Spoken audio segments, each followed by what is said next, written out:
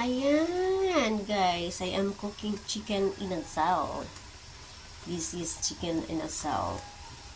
So, meron po kaming order na chicken inasal. Kaya ito ay nag-fry nga, nagluto nga ako. Pinapakulan ko siya sa kanyang sauce para ma-absorb niya yung sauce sa loob bago siya ihaw.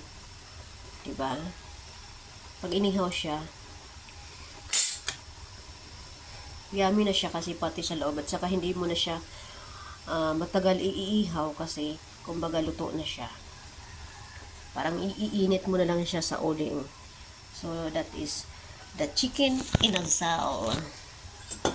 Chicken inasal.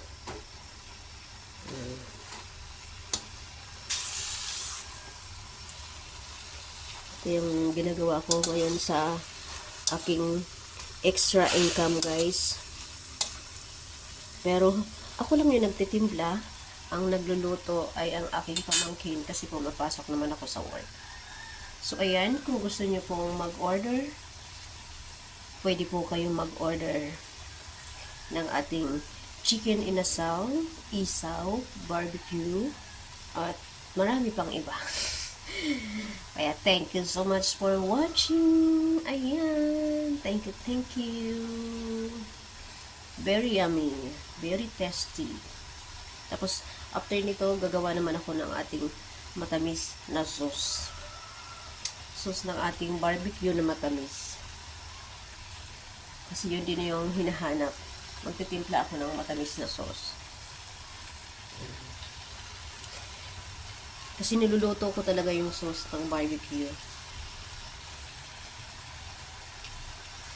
Kaya ito, pinapakuluan ko na siya sa kanyang sauce ng, diba?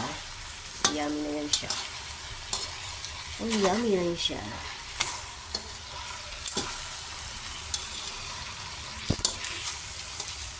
Kasi nasa, ayan. Hihinaan ko yung apoy para ma-absorb na yung sauce.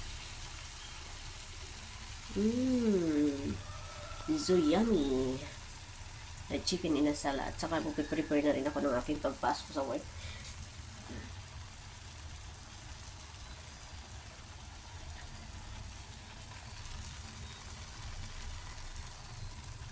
Thank you so much for watching, guys.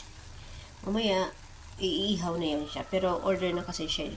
Hindi ako naggagawa ng marami. Kung ano lang yung order, yun yung ginagawa ko. Kasi ayaw ko rin na mag-overstock or gusto ko laging bago. Kaya pag order, ayan, ginagawa ko na siya. Ayan. Mamaya na siya ipapry.